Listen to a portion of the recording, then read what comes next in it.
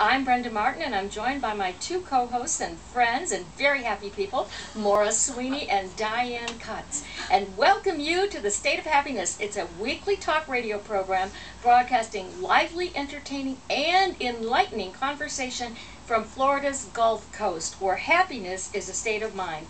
And if you are lucky enough to be living near us in the state of happiness we call Florida, you can join us on WTIS AM 1110, broadcasting out of St. Petersburg. But if you're not, you can still find us on their website, which is WTIS1110.com, or for more information, go to our website, which is thestateofhappiness.com, or our fan page on Facebook, the State of Happiness Radio Talk Show. Now, I want to tell you, you're going to find this show to be a combination of engaging and entertaining talk radio, covering national news, contemporary culture, features, and more. Topics that matter to you, yet always dished with a positive twist. In addition to our 4 standard weekly segments, as will be demonstrated to you over the next couple of minutes, we will also bring you special features on a slightly less regular basis. The first of our regular slots is called the Lemonade Stand, where we find a positive angle and make lemonade out of some of the week's worst news stories, aka the lemons. Now, I want to tell you my favorite lemonade story that I read in the last couple of weeks, actually, but it's truly timeless. The Tampa Bay Buccaneers are known for having a spotty sports history, to say the least. They've been great, but they've been terrible. And they have done something wonderful. They have a brand new coach out of New Jersey, and he was actually the coach at Rutgers before coming to Tampa Bay. And while at Rutgers, he had a player named Eric LeGrand, who was number 52 on the Rutgers team. Eric was seriously, and I do mean seriously, injured in October 2010 when he was paralyzed from the waist down. The coach was truly an amazingly devoted coach. He went, this is Coach Shiano I'm talking about, he would go visit him every night at the hospital just about. This year, when he was doing the recruiting for the Tampa Bay Buccaneers, and he realized that this would have been Eric's year to come out and be selected for a team. And he went out of his way to draft him, or actually unofficially draft him. He is technically an undrafted college free agent. He will wear number 52 again, and he will have a contract, a Bucs jersey, and a helmet on his way to his house in New Jersey. I think, for that matter, you know, Coach Shiano is a true hero, and this is definitely a lemon story for Eric, although he's doing his own best. They said he'd never move again, and he is. He's doing his best to recover, but the coach is a hero. And I think more sports teams should do things like this. Don't you, ladies? Absolutely. I agree. What a feel-good story. Absolutely. And now, after that lemonade story, and we're going to be looking for a lot more stories like that, I'm going to toss this over to Maura Sweeney, who's going to give you an example of what our Live in Large segment, and by the way, I live large all the time, but Maura's got a new way of living large. So, Maura, take it away.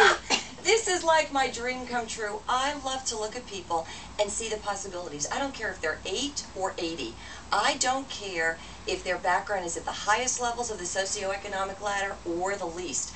But this story today that I'm going to cover in my Living Large segment is a beauty. First of all, the Living Large segment always is going to highlight unique individuals whose prosperity goes just beyond money. These are people who are creating authentic, influential, and happy lifestyles. Essentially what they're doing is really following their passions and creating personal stories from the weaves of their own life. And the person I chose for this is Laura Farina. Laura and I met through my husband, who's from Trenton, New Jersey. Laura originates from Trenton. She is a girl who, if you were to ever know her, you'd think, wow, bright girl. She went all through the private school system. She got a law degree. She was a undergrad from Georgetown University. Got her law degree from Rutgers. How funny. Yeah. And a lot of good things in New Jersey, apparently. I came from New Jersey, too. As it turns out, Laura Farina had worked her way up as a corporate entertainment lawyer. She was a vice president at the Discovery Channel, who you're all familiar with. They own TLC, whatever. Big stuff. Loved her work. Loved it. She was a 24/7, type job. But she always knew she had additional passions. So there she was in mid-career about a year ago. And after giving this some thought, decided she was going to leave this quote-unquote great corporate career, go back to school. She went back to Georgetown, and she wanted to pursue something else that added to her life. She always loved sports, and she played a little bit of sports, but she had such an interest in it. As it turns out, she got a master's degree from Georgetown in sports industry management with a concentration in business. She got it this past weekend. She is now going to be authoring a brand new book on sports. It'll take in her entire background, and she is launching out on a whole new career. But in addition to that, and this is something I love, for all the people out there who love the warm and fuzzies, she has a dog by the name of Seaver, who she has fallen in love with, and every time she comes back into town, this dog would go berserk when he'd see her. She started calling him Huggy Duggy. Would you believe she's created her own? I know, and it kind of stuck. Is it Huggy Duggy. It's Hugggy Okay. And she just Huggy Duggy. You could actually find Huggy Duggy as a Facebook page. But this is what she loves. She got friendly with all the people in the dog community, the dog walking community, the dog parks. And this particular site she created enables everyone, young people, old people, whatever, to get together with their dogs. There's all kinds of products that she sells online. So here she is, living life, mid-career, making a change. And I asked her, what's the biggest thing that you like? She said, don't be afraid to go for it, to take that leap. If you're following your heart, it is worth the risk. So I think Laura Farina really is a great start on living large. Absolutely. And you know, let me say before you toss this over to Diane Cutts, that's what we're doing here. I know. That's what we're doing here. We're taking the leap. I loved Maura's comment this morning, Diane on Facebook. Don't know if you saw it. She said, I've been waiting for this my whole life. Yeah. Really great. I was a little really bit of a great late stuff. bloomer. You know, well, me too. So is That's I. why my hero is the guy who wrote the King's Speech, because at the Academy Award, when he won that award, he said, he's 73. My father always said I was a late bloomer, and I love that man. I can't even remember his name, but I liked him on Facebook. Because you know what? There's no reason you can't be a late bloomer. That's right. Better to bloom late than never. Never. Right. All right, Diane, we're on to you.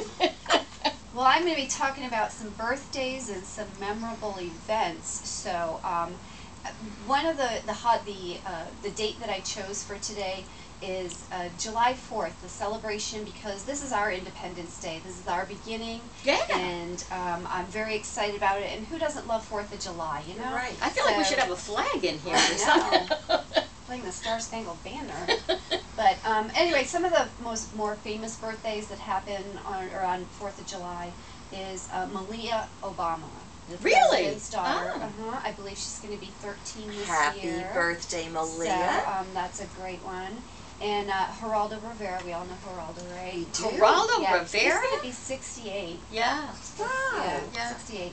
And then the beloved George Steinbrenner. Oh. He passed away in 2010. Yes. He was 80 years old. And Yes. the owner of the New York Yankees, and he was a really great I don't want to say entrepreneur. He was a great entrepreneur, He but was. a philanthropist And a visionary. Yeah. And a visionary. Yeah, and he was so good to Tampa Bay. Yes. Even though that he had Yes. the New York Yankees, he really was just And a lot of it was huge anonymous, what he did around here, too. Yeah. I think he did a Yeah. lot of things that He we did. don't even know about. Yeah, we will definitely over the years will feel that impact, I'm sure. Oh, yes. So, and then another couple of interesting people are Abigail Van Buren. Yep. And Abby. Dear Ann Landers. Ann Is that Landers, right? Yes, dear Ann. Yeah, what was Yep. their real name? Do you know Yeah, I that? do. Yeah. And it's kind of funny because they were twins. Yes. And Abigail's name was Pauline Esther, Mm-hmm. and Ann's name was Esther Pauline. Oh, Oh, yes. come on. I'd heard that Yeah, before. Friedman. Oh, that is not Yeah, too Friedman. original. Freeman Yeah. was their name. And then actually, I think they got married on the 4th of July, too, didn't they? you know, I don't know. I didn't think see they that. did. I Might have. think they did. Well, you know me and Trivia. trivia. I got to know all And this do you know, stuff. Ann Cliff Clavin Landers of the new decade. Ann Landers actually won that name in a contest. Really? Yep, she was Ann the Landers? original- You'd think it'd be something, you know, Well, like... the original Ann Landers, Sophia it was Loren, a pen it's a name. prize. Yeah. The original Ann Landers was Ruth Crowley. All right, and I'd go she with had Inlanders. passed away, and they wanted to continue the column, so she had won a contest to become Ann Landers. Oh my gosh. So yeah, so she became Ann Landers took that position at the Chicago Sun-Times Yep. in 1955. Yep. Wow. So yeah. And I for think young her people. sister went over to the Chicago Tribune, weren't they Yeah, both in there Chicago? was- It was there a true little, rivalry. Triff there. Yeah, yeah. So. But you know what I'm thinking about? We might have some young listeners who might think, well, who are these two? These were the ladies that people would go to in every syndicated newspaper across the United States to find out what advice they could give Yeah. on just about anything in Yeah. life. And they were really legends, both Yeah. of They them. are, Yeah. They appeared in 1,200 daily papers. Yes. And then they were translated into 20 different languages. Oh, Well, I didn't and know Dear that. Abby is still going strong. Her daughter, Yeah. her daughter is running it. Yep. So It's actually called something different now. It might be Memories of slightly Anne different. or something like that. okay. But they were like mainstays in the Yeah. culture. Yeah. Wow. Absolutely. Yeah, so what we're going to be doing now, we're going to hear from our little guy Mike. He's our sports. We have a lot of females out there who are big sports fans. I am one of them. I cannot live without watching my Rays baseball. So we're going to hear from Mike right now.